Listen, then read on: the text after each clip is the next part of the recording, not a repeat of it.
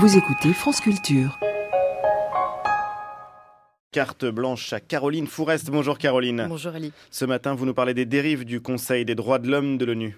Quand on parle de l'ONU, on pense souvent au Conseil de sécurité, mais aujourd'hui, il y avait au moins deux bonnes raisons d'aborder ce qui se trame dans les coulisses de certaines conférences onusiennes et plus encore dans les coulisses du Conseil des droits de l'homme de l'ONU, où on a vraiment le sentiment que jour après jour, certains États tentent de torpiller la Déclaration universelle des droits de l'homme.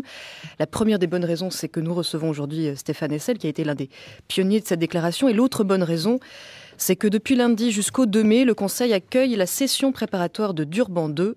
Et il s'agit bien sûr de la suite de la conférence de Durban, cette conférence contre le racisme organisée par l'ONU une semaine avant le 11 septembre en Afrique du Sud et qui avait littéralement tourné au cauchemar. Des militants antiracistes y étaient donnés rendez-vous pour parler de l'esclavage, des intouchables, pour rêver d'un monde où la lutte contre les discriminations s'étendrait par exemple à la lutte contre le sexisme et l'homophobie. Et il n'a été question que d'Israël, au prix d'un déchaînement qui n'avait malheureusement rien de pro-palestinien et tout de l'antisémitisme, jugé plutôt des tracts regrettant Hitler dans les travées, la vente des protocoles des sages de Sion sur les stands de certaines ONG et des slogans criant mort aux juifs au forum des ONG. On aurait pu penser que le choc du 11 septembre allait permettre une certaine clarification, un sursaut de lucidité. Ce fut tout le contraire. Pendant que les Américains méprisaient l'ONU et partaient s'embourber en Irak, la plupart des pays musulmans regroupés au sein de l'organisation de la conférence islamique, qui défend une vision dite islamique des droits de l'homme, en ont profité pour s'entendre avec la Chine, la Russie, le Venezuela ou encore Cuba et faire front pour rejeter une vision dite occidentale des droits de l'homme.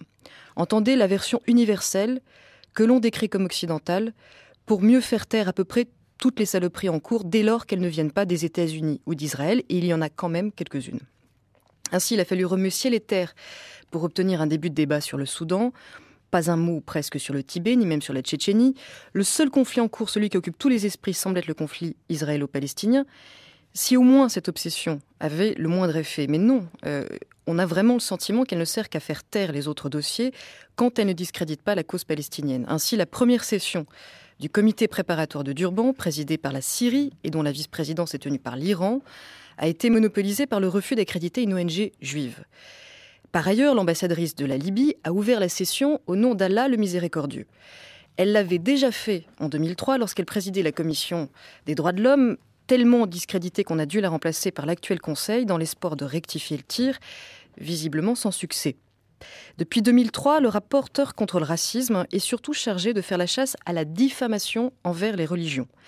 La lutte contre l'islamophobie, et non pas le racisme envers les musulmans, mais aussi la lutte contre la christianophobie et l'antisémitisme redéfini comme une atteinte à la religion juive, sont devenus une forme de priorité dès lors qu'il s'agit encore une fois d'atteintes venues de l'Occident. Les rapports évitent soigneusement de parler en détail des discriminations que subissent les chrétiens ou même les chiites en terre sunnite, rien ou presque sur le sort des intouchables en Inde, sur le sort des minorités en Chine, je ne parle même pas de la discrimination des homosexuels que l'on pend en Iran. Récemment encore, au Conseil, un ambassadeur égyptien prenait la parole pour rappeler qu'il ne méritait pas la protection des droits de l'homme puisqu'il représentait une déviance criminelle. Moralité dans les rapports contre l'intolérance du Conseil des droits de l'homme aujourd'hui, Pascal Sevran, le PSG et surtout, bien sûr, la publication des caricatures danoises sont devenus la principale gangrène et source d'intolérance à combattre au niveau des Nations Unies. Quant au rapporteur chargé de la liberté d'expression, les pays les plus liberticides ont sauté sur l'occasion offerte par le film imbécile du député populiste hollandais Geert Wilders, Fitna, pour inverser son mandat.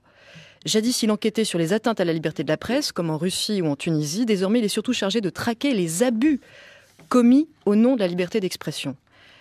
Autant dire qu'au Conseil des droits de l'homme, désormais, les pires ennemis de la Déclaration universelle des droits de l'homme et de la presse ne sont plus vraiment sur le banc des accusés, mais plutôt sur celui des juges. Merci Caroline Fourest. Je rappelle qu'on peut réécouter votre chronique et y réagir sur le site des Matins de France Culture.